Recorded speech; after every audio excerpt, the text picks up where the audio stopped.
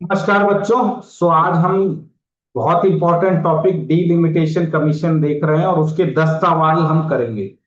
तो मैं आपको पहले कुछ क्वेश्चन दिखाता हूं, फिर पढ़ाऊंगा और फिर क्वेश्चन हम 10 करने की कोशिश करेंगे। तो एक क्वेश्चन है, इसको अटेम्प्ट करिए आप। Which of the following statement is true regarding the order of delimitation commission. परिसीमन आयोग के आदेशों के संदर्भ में निम्नलिखित में से कौन सा सत्य है। लोकसभा इसमें संशोधन कर सकती है। They can modify by Lok Sabha. They can be challenged in any court of law. इन्हें किसी अदालत में चुनौती दी जा सकती है। They have the force of law, they can not be challenge. इसमें कानून की शक्ति होती है, इसे कोई चुनौती नहीं दी जा सकती। They require approval for Rajya Sabha, इसे राज्यसभा के अनुमोदन की आवश्यकता होती है। तो आंसर आप बताइए, पहले आप टाइप कीजिए फिर आप बताइए।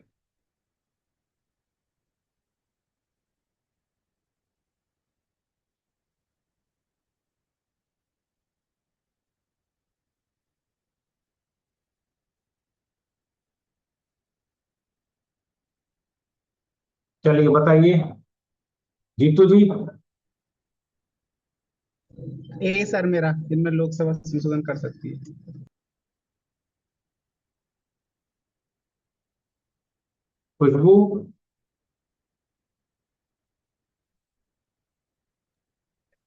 सर ए।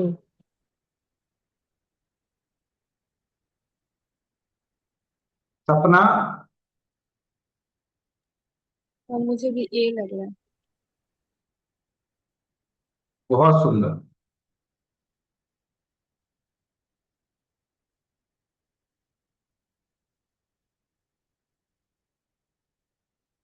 दूसरा सवाल।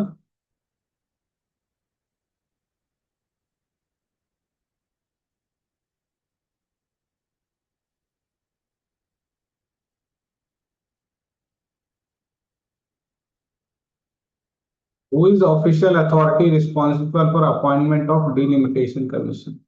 परिसीमन आयोग की नियुक्ति के लिए आधिकारिक तौर पर कौन जिम्मेदार है।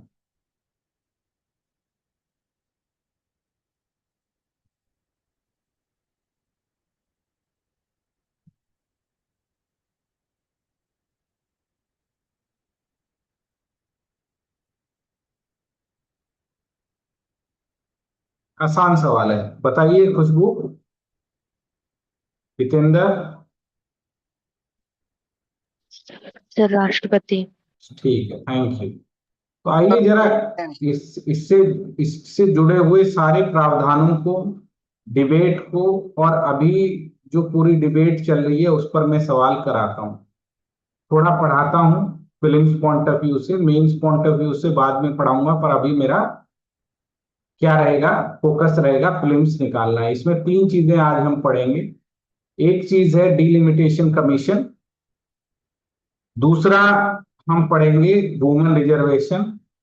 थर्ड हम पढ़ेंगे सीटों को जो इंक्रीज करने की बात हो रही है। ठीक है, आइए और फिर आपको फिर से सवाल देखें। तो हमारे यहाँ आर्टिकल 82 दिया गया है। क्या दिया गया है? अनुच्छेद 82, जो क्या कहता है? ये कहता है, कॉन्स्टिट्यूशन में ये प्रोविजन है कि जब भी पीडीएफ नहीं शो कर रहा है। है। पीडीएफ नहीं दिख रहा है, वो ओके क्वेश्चन आया है PDF। Okay okay. सो हमारे यहाँ कॉन्स्टिट्यूशन प्रोविजन क्या है, संविधान क्या कहता है? संविधान ये कहता है कि 82 ये कहता है, parliament is directed to enact a delimitation act after every census. बस इसी को आपको याद रखना है। अनुच्छेद 82 के तहत किसको ये अधिकार है? संसद को ये अधिकार है कि प्रत्येक जनगणना के बाद वो एक परिसीमन अधिनियम बनाएगी। तो हर एक जनगणना जब होगी तो परिसीमन का क्या होगा, एक्ट बनाकर वो परिसीमन कराएगी। परिसीमन का मतलब क्या होता है? What do you mean by delimitation? बांटना, पूरे इंडिया को दो भागों में बांटना, एक स्टेट के अंदर, क्योंकि हमारा स्टेट के अंदर जितनी भी सीटें हैं उसमें जो एरिया में उनको बांटा जाता है वो एक स्टेट के अंदर बराबर हो, और दूसरा विद इन दो स्टेटों में भी बराबर पॉपुलेशन के बेसिस पर आए। दूसरा, लोकसभा की भी जो सीटें हैं वो क्या हो, पॉपुलेशन के बेसिस पर रिप्रेजेंटेटिव। क्या हो, बटे, एरिया वाइज और नंबर्स में भी बटे हैं। यानी पॉपुलेशन बढ़ गई तो अब उसे 550 में बांटना है, 543 में बांटना है, तो कितने नंबर्स पर बढ़ेगा। तो दो पॉइंट में होता है, एक सीट एलोकेशन, सीटों का बंटवारा, और दूसरा एरिया का बंटवारा। क्या इतनी बात आपको समझ में आई, क्षेत्रों का बंटवारा, इसी को डिलिमिटेशन कहते हैं। क्लियर हुई। और यस ये सर। कॉन्स्टिट्यूशन में ही लिखकर भेज दिया है कि हर एक बार जब भी जनगणना होगी, इसका मतलब क्या है, पॉपुलेशन बढ़ जाएगी। पॉपुलेशन जब बढ़ जाएगी तो दोबारा से टेरिटरी को पॉपुलेशन के हिसाब से बांटना पड़ेगा, सीटों का एलोकेशन करना Yes. पड़ेगा। जिस जगह पर पॉपुलेशन बढ़ गई है उस जगह पर सीटों को बढ़ाना पड़ेगा, और जिस जगह सीटें घट गई हैं, वो पॉपुलेशन घट गई है, उस जगह घटाना पड़ेगा। और यही विवाद है, साउथ की पॉपुलेशन घट रही है, नॉर्थ की बढ़ रही है। तो अगर हम, जब भी जनगणना होगी, जब भी क्या होगा, सेंसिस होगा, सेंसिस कौन से उसमें आता है, सेंटर। यूनियन के उसमें आता है, तो ये करना पड़ेगा। ये कॉन्स्टिट्यूशन ने कहा है, कॉन्स्टिट्यूशन ने किसको कहा है, पार्लियामेंट एक एक्ट बनाएगी, और एक्ट आज तक बने हुए। क्या किया जाता है, लोकसभा की सीटों को राज्यों में पुनर्आवंटित किया जाता है, और राज्यों के क्षेत्रीय निर्वाचन को विभाजित किया जाता है। ये काम इसमें किया जाता है। Under this act, seats, seats मतलब नंबर ऑफ सीट्स कितनी रहेगी, allocate among the state, and state are divided into territory constituency. तो टेरिटरी और सीट का एलोकेशन, दो दो नंबर को वो देखते हैं। ऐसा ही ये 82 में लिखा है, ऐसा ही 170 में भी लिखा है। किसके लिए, एक स्टेट के अंदर, विद इन द स्टेट, वो भी करना पड़ेगा, और स्टेटों के बीच में भी करना पड़ेगा। ये किसके लिए है, स्टेट असेंबली। ऊपर वाला किसके लिए था, लोकसभा के लिए। क्या बात समझ में आया, एक लोकसभा के लिए, एक स्टेट असेंबली के लिए।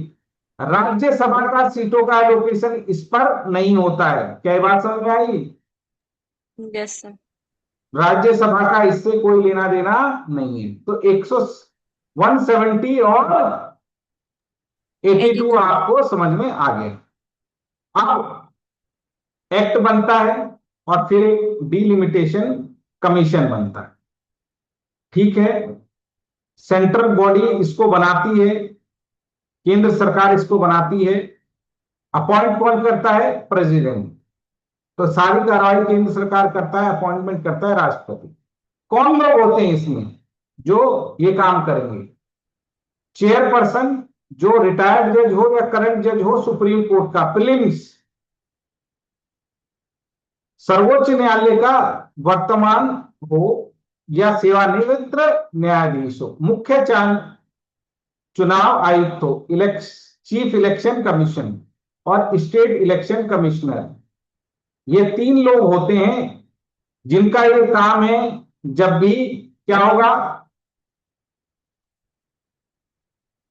जब भी जनगणना होगी, जब भी सेंसस होगा, इनका ये काम है कि लोकसभा की सीटों को देखें पॉपुलेशन के बेसिस में, उसकी टेरिटरी बांटे, और स्टेटों की पॉपुलेशन देखें, उसकी टेरिटरी बांटे।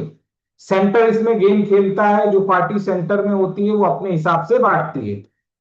ये आपका हो गया क्या, प्रीलिम्स का सवाल। President of India officially appoint करता है इस आयोग, ठीक है। अब आओ, ये जब बांट देता है तो कोई जो इसने बांटा है उसको कोई चैलेंज नहीं कर सकता, nobody can challenge it. जैसा इन्होंने बांट दिया उन्होंने बांट दिया, लेकिन ये पहले तक की स्टोरी है, ये इस एक्ट में लिखा हुआ है। एक्ट में लिखा है, किसमें लिखा है? कॉन्स्टिट्यूशन में लिखा है कि चुनौती नहीं दी जाएगी।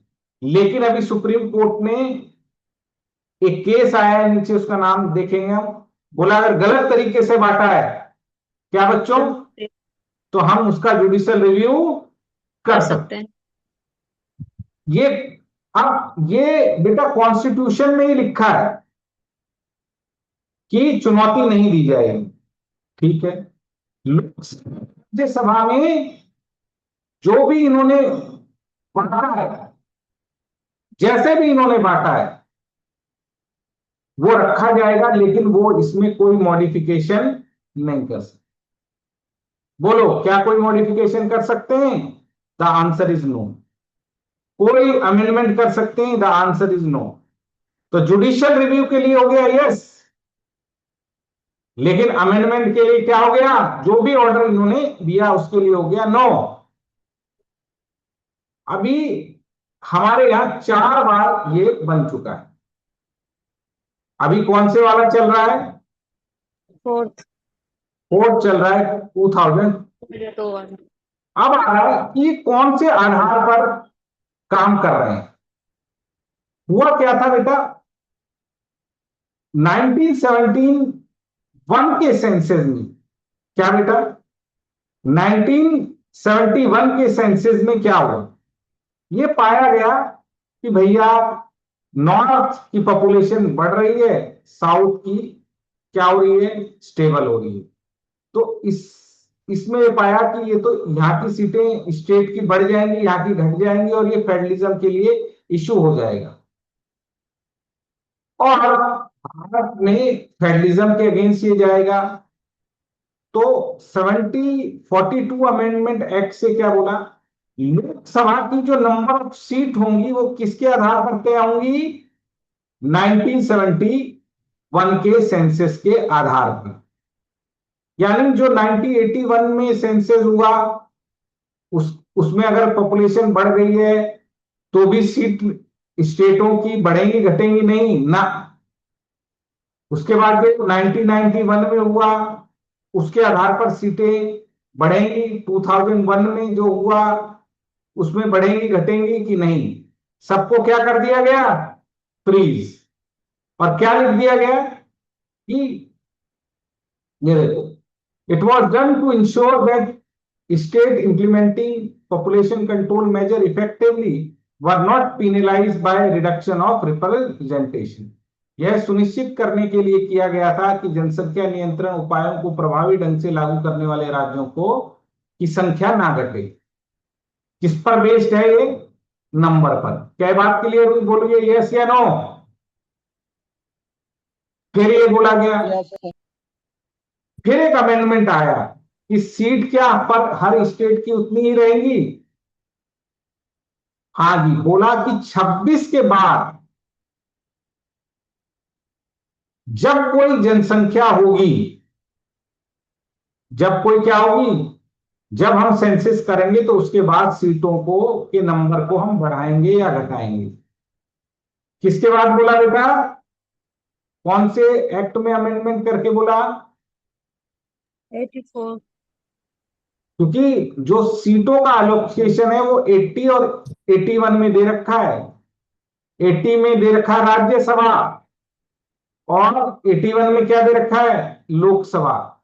लोकसभा की सीटें फिक्स हैं, कितनी? 550। 50 ये फिक्स है। अगर इसको बढ़ाना है या घटाना है तो क्या लाना पड़ेगा? कॉन्स्टिट्यूशनल अमेंडमेंट एक्ट, संविधान संशोधन विधेयक बिल लाना पड़ेगा। लाई थी सरकार, ये फेल हो गया। तो आज की डेट में 1971 के आंकड़े पर सीटें लोकसभा की क्या है बेटा? बनी फ्रीज है। अब जो सेंसेस होने हैं, जो होना चालू हुए हैं, उसके आधार पर बढ़ेंगे, और ऐसा लगा जा रहा है कि नॉर्थ की सीटें बढ़ जाएंगी। अब एक केस गया, ये केस है बेटा किशोर छंगला वर्सेस राठौर केस। इसमें सुप्रीम कोर्ट ने कहा कि अगर कोई भी मनमाना कर रहा है, आर्बिट्रेरी नेचर का है, ये जो डिलिमिटेशन कमीशन है, तो हम इसके आदेश, अगर बहुत ही ज्यादा प्रॉब्लमेटिक है, तो हम इसका जुडिशियल रिव्यू कर सकते हैं। तो अब ये एक चेंज है, किया जा सकता है। 82 में तो लिखा है नहीं किया जा सकता, लेकिन यहां दिया है किया जा सकता है, इसीलिए ये इंपॉर्टेंट है। क्या बात समझ में आई? यस बोलो। सर। तो 1971 पर सीट्स आर फ्रीज। क्या बात समझ में आई? अब 2001 के बेसिस पर स्टेट की सीटें हैं, ये याद रखना, उनके बेसिस है 2001। अब आइए, इतनी बात आपको समझना।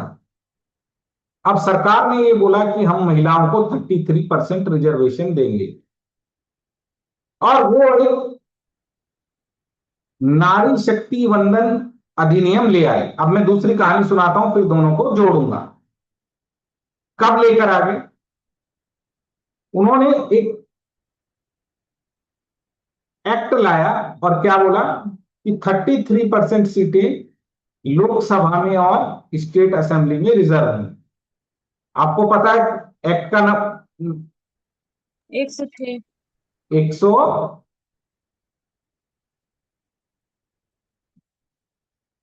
106,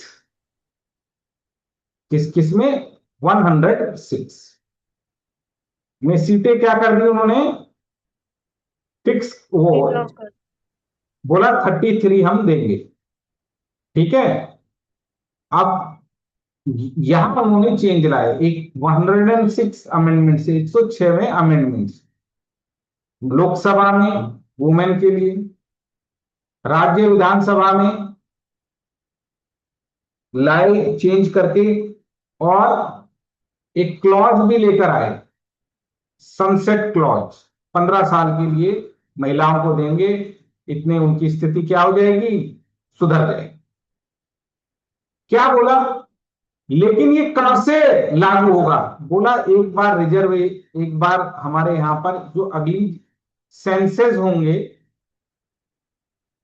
उसके बाद हम इसको नेक्स्ट जो इलेक्शन होने वाले हैं उस पे लागू करेंगे, यानी 19th लोकसभा से हम इसको करेंगे। 2026 के बाद जो सेंसस होगा, उसके बाद हम इसको लागू करेंगे। और लागू करने के लिए क्या बनाना पड़ेगा, डीलिमिटेशन फिर से करना पड़ेगा, कि कहां महिला रहेंगी, कौन सी सीट पे महिला आएंगी, ये बताना पड़ेगा ना। Yes sir. तो ये कैसे होगा, उसके लिए सेंसस जरूरी है, सेंसस के बाद डीलिमिटेशन जरूरी है, और ये काम कब कब तक हो जाना चाहिए, अगर रिजर्वेशन देना है 2029 से पहले।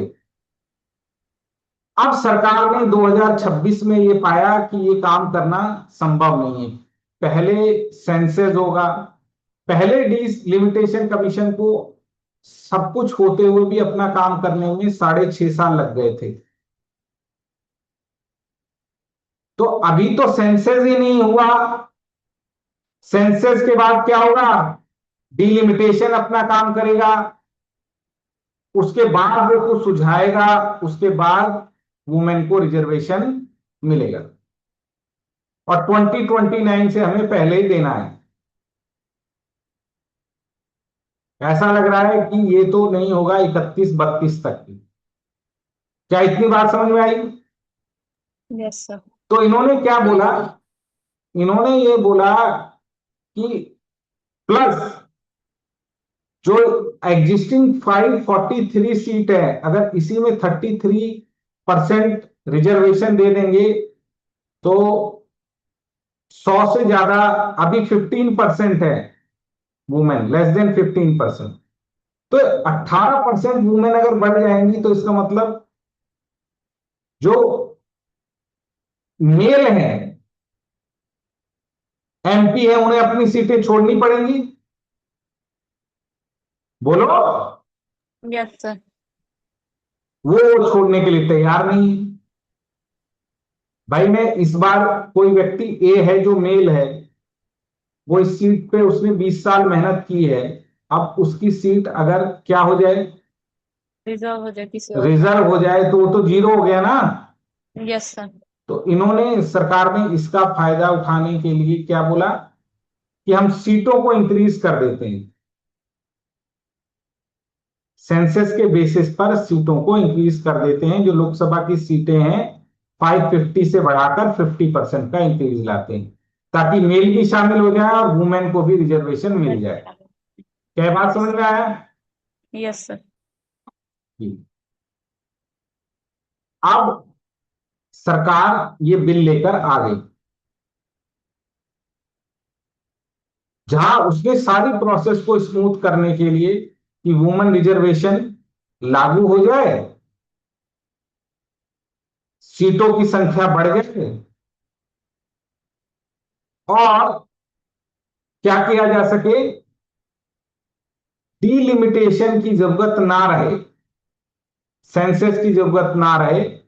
हम कुछ एक्ट प्रपोज कर रहे हैं, ये देखो। तो अब ये आपको जानना नहीं है पीटी के लिए, पीटी ऊपर खत्म हो गया। क्या बात समझ में आई? ये है कमेंट्री कि ये बिल फेल क्यों हो गया, या मेंस का सवाल। इन्होंने ये प्रपोज किया कि अभी 15% वुमेन है, हमें करना है 33%, 181 वुमेन लानी पड़ेंगी, अभी 82 है, यानी 100 सीट कहां से लाओगे? करने के लिए क्या चाहिए, क्या चाहिए? पोस्ट डिलिमिटेशन करना पड़ेगा। असेंबली में अभी 9% एवरेज है, हमें महिलाओं का कितना देना है? 33%। अब ये बिल आया, बिल आकर इन्होंने लोकसभा की सीट इंक्रीज करने की बात की 5 को, फिर डिलिमिटेशन पर बात हुई, बोला कि आप ये सब जो काम कर रहे हो, ये आपको करना चाहिए 543 पर, लेकिन आप ये कर रहे हो 850 पर। 850 जब आप करोगे तो आपको क्या करना पड़ेगा? पूरा डिलिमिटेशन करना पड़ेगा, और जब ये आप करोगे तो साउथ की संख्या बढ़ जाएगी, घट जाएगी। आप ये मत करो। सीटों का बढ़ने का मतलब क्या है? लॉस। नॉर्थ में ज्यादा और साउथ में कम। हाँ, साउथ में कम हो जाएगा, और ये क्या है? खराब बात है। अब क्या होगा उसको मैं आपको दिखाता हूं। अब 850 आपने किया वुमेन रिजर्वेशन देने के लिए, तो यहां क्या हो रहा है? उत्तर प्रदेश की अभी 80 सीट्स हैं। नए सेंसस के हिसाब से अगर आप काम करेंगे तो क्या होगा? मतलब आप सीटें बढ़ाएंगे तो उसकी सीटें कितनी हो जाएंगी? 140। अच्छा, पहले उसको ताकत मिल रही थी लोकसभा में 14.7 ओवरऑल में से, अब उसको कितनी ताकत मिल रही है? Proportionate of seat 16। तो उसकी एमपी की ताकत बढ़ गई कि नहीं बढ़ गई? Yes sir. पॉजिटिव में चली गई। बिहार पॉजिटिव में चली गई, राजस्थान पॉजिटिव में चली गई बढ़ाने पर, मध्य प्रदेश पॉजिटिव में चली गई, महाराष्ट्र पॉजिटिव में चली गई, और इस साउथ की घट गई। इनकी क्या हो रही है? ओवरऑल नेगेटिव में। सीट तो बढ़ रही है 50% से, लेकिन नेगेटिव में जा रही है। ये देखो, इन्होंने कहा कि सीटें बढ़ा के हमको तो लॉस हो रहा है, जो जो हम पहले हमारी पावर्स थी वो तो सीटें बढ़ाने के बाद घट गई हैं। प्लस इसमें एक और इशू आ रहा है मेरे प्यारे प्यारे बच्चों। क्या इशू आ रहा है इसमें? एक इशू ये भी आ रहा है कि ये तो समझ में आ गया फेडरलिज्म के खिलाफ है, यस सर। साउथ की ताकत घट रही है, प्लस इतनी सीटें बढ़ाने के बाद जो कॉन्स्टिट्यूशनल, कल को आप कौन सा बिल लाएंगे? ऑर्डिनरी बिल लाएंगे जिसमें जॉइंट सिटिंग का प्रोविजन है, तो राज्यसभा की सीटें तो आप बढ़ा ही नहीं रहे। लोकसभा की इतनी सीटें हो जाएंगी कि वो राज्यसभा में की सीटों के साथ अगर वो ज्वाइंट कर लें तो लोकसभा हमेशा जीतेगी, क्योंकि राज्यसभा की सीटें आप बढ़ा नहीं रहे। यहां इशू आ गया। तो लोगों ने कहा कि आप 543 में ही रिजर्वेशन दीजिए, 850 में मत दीजिए। अगर आपने ये बात की थी कि 33% हम रिजर्वेशन देंगे, ये बात पहला की थी, सीट बढ़ा कर देंगे। अरे अगर आपको वुमेन में की इक्वालिटी बढ़ानी है तो आप क्या कीजिए, एग्जिस्टिंग में से दे दीजिए ना 2029 में, और ये कह दीजिए कि रोटेशन के बेसिस पर होंगी। पहले लॉटरी सिस्टम लगे निकलेगा, उसके बाद अगले 5 साल बाद कुछ होगा, तो लॉटरी कर दीजिए 33% सीटों पर। इसके लिए आपको डिलिमिटेशन सेंसस करने की जरूरत नहीं, आप बढ़ाते हो, ये सही नहीं है। इस पे क्यों नहीं दे रहे मोदी जी? बढ़ाने की क्यों बात करते हैं? तो ये देना है तो इसी पे दे दो ना। पर इस पे तो अभी देखा 15% है, तो 18% मेलों को अपनी क्या करनी पड़ेगी? छोड़नी पड़ेगी। छोड़नी पड़ेगी। तो ये कह रहा है कि ये पक्ष में इसके तर्क है भाई, कि भाई भारत में सेंसस होने जरूरी है ना, क्योंकि लोगों की पॉपुलेशन कितनी है, हर एक जगह की पॉपुलेशन बराबर होनी चाहिए, उसी के आधार पर तो उनका रिप्रेजेंटेशन होना चाहिए एमपी या एमएलए के रूप में। अब यूपी की जनसंख्या अगर बढ़ गई और उसको आपने सीट उतनी ही दे रखी है, और अगर साउथ की स्थिर है उसको भी इतनी दे रखी है, तो ये तो कॉन्स्टिट्यूशनली यूपी के साथ क्या हो गया? छल हो गया ना, यस कि सर। जनसंख्या ज्यादा लेकिन रिप्रेजेंटेशन कम। कम। तो बोला ये तो किसके अगेंस्ट जाता है? 1 पर्सन 1 वोट। यूपी में हर पर्सन के वोट की वैल्यू अभी कम आ रही है, साउथ में ज्यादा आ रही है, तो ये अगेंस्ट में जाता है। तो करें क्या? आपको कोई फार्मूला निकालना पड़ेगा, हाइब्रिड मॉडल निकालना पड़ेगा, जहां पर आपको इस तरह का फार्मूला निकालना पड़ेगा कि किसी की संख्या बढ़े भी ना, घटे भी ना, और ये लागू भी हो जाए। रिप्रेजेंटेटिव हाँ, इक्वल रहे। हाइब्रिड मॉडल हो जाए। अब आपको पूरा इशू समझ में आ गया होगा। अब ये बिल गिर ही गया, इसलिए इसका कोई फायदा नहीं है। आपसे सवाल ये पूछेगा, प्लस इसमें एक और बात भी है, क्या वुमेन को एससी एसटी को फायदा मिलेगा? यस। किसमें मिलेगा? एमपी में मिलेगा वुमेन को, स्टेट। स्टेट में मिलेगा। यस या नो? Yes sir. पर क्या ओबीसी को भी मिलेगा? The answer is no. No. तो कई लोगों की ये डिमांड है, क्या, कि आप एससी एसटी वुमेन को तो अभी भी है ना, एससी एसटी को तो अभी भी है ना रिजर्वेशन? यस बोलो, सर। लोकसभा में रिजर्वेशन है कि पॉपुलेशन नहीं में। है? Yes sir.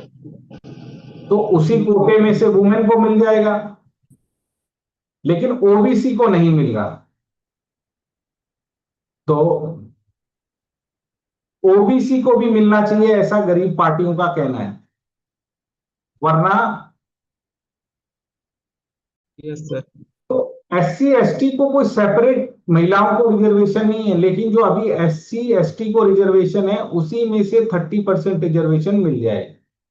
ठीक है, ये देखो, एससी यस सर। वुमेन को मिलेगा, यस, विद इन 33। एसटीटी को मिलेगा, यस, लेकिन क्या ओबीसी को महिलाओं को मिलेगा? नो। नो। जनरल वुमेन को तो वैसे ही है, महिलाओं के लिए ही 30%। तो ओबीसी के लिए क्या होगा, ये भी बात की जा रही है। ये देखो, आर्टिकल 30 में क्या कहा गया है कि वुमेन का रिजर्वेशन होगा इंक्लूडिंग SC ST। 33(2) में क्या कहा गया है, SC ST को स्टेट असेंबली में भी रिजर्वेशन मिलेगा, अलग से नहीं मिलेगा, उसी में से कोटे में से मिल जाएगा, पर ओबीसी को नहीं मिल रहा। तो ओबीसी महिला के साथ तो क्या हो गया, चल हो गया। दो विवाद है इसमें। एक तो लोग ये कह रहे हैं कि आप 33 दे दो, कोई फायदा नहीं होगा, क्यों, जहां पुरुष था वो अपनी घरवाली को खड़ी कर देगा,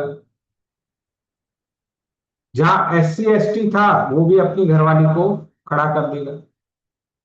तो ये लोग तो पहले से ही क्या है, रिजर्व में है।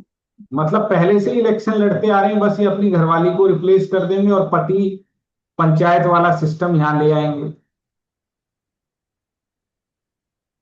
पर ये गलत है। अरे महिला आएगी तो घर से बाहर तो निकलेगी, यस। आज ही पति के पास है, कल को जो नई बीडी आएगी वो क्या पता पति के चंगुल में ना आए, नई वुमेन आ जाए, सीटें हैं तो आएंगी। प्लस ये ओबीसी का इसमें नहीं है, ये फिल्म्स के लिए आपको क्या रखना है याद। अब आइए, आपको पूरी स्टोरी समझ में आ गई, मीन्स पीटी के लिए अब आपको याद क्या रखना है, इसके प्रोविजंस आपको याद रखने, क्या रखने, प्रोविजंस आपको याद रखने। Which of the following statement is true regarding the order of delimitation commission. परिसीमन आयोग ने जो आदेश दिया है उसके संबंध में कौन सा कथन सत्य है।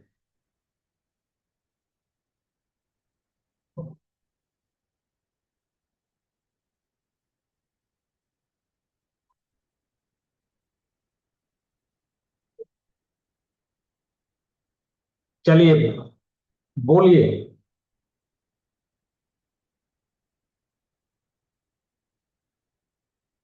बोलिए खुशबू जीतू।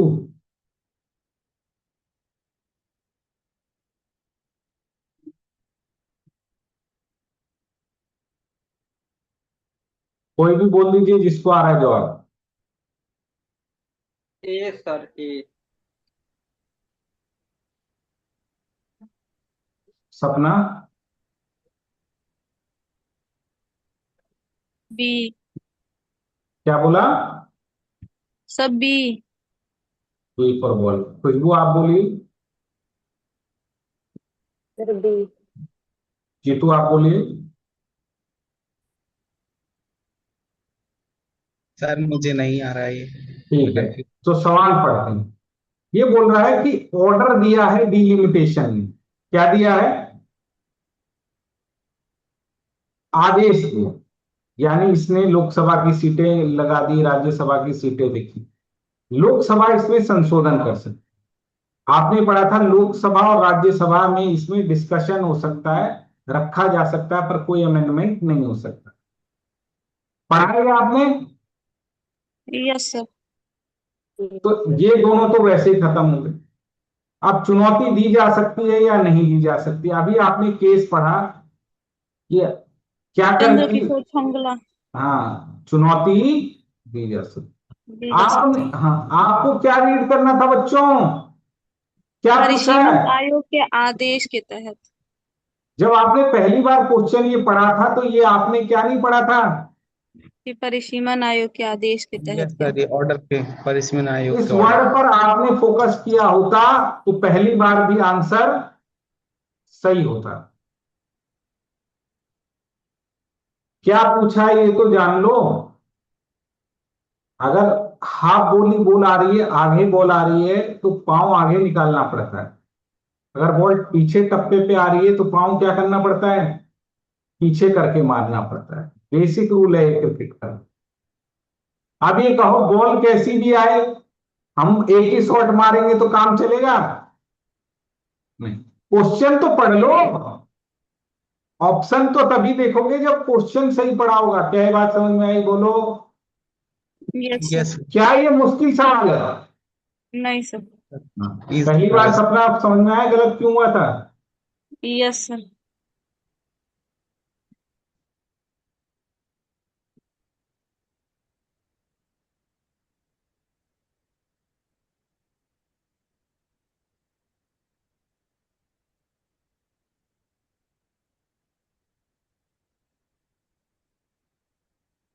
आसान क्वेश्चन, बोलो फटाफट। 84 होगा ना सर, इसमें तो वो है ही नहीं। पहली बार फ्रीज कब किया था?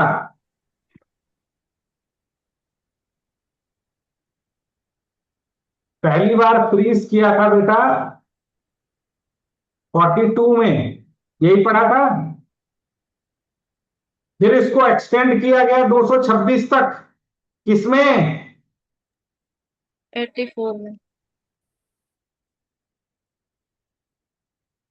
ये देखो,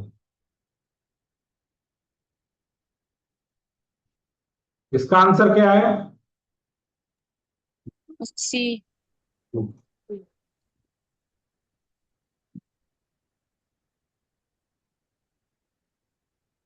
What are the primary reason for freezing the delimitation propulsion process?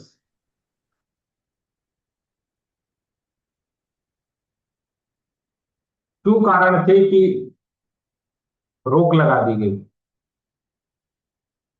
बताइए।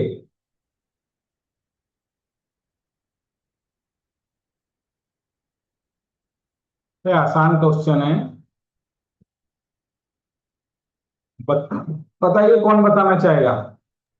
Sir option B. कि बढ़ रही थी और घट रही थी।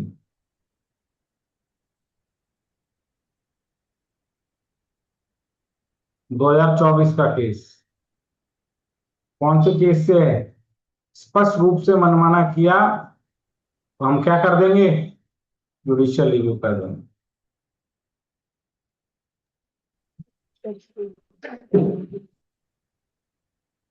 तो आपने क्या सीखा? कितने सदस्य होते हैं? आसान क्वेश्चन है।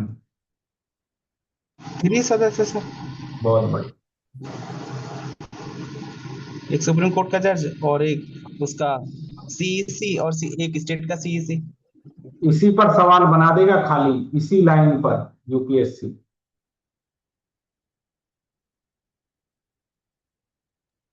Option B. इसी पर सवाल बना देगा कि किसको अधिकार है, कब अधिकार है।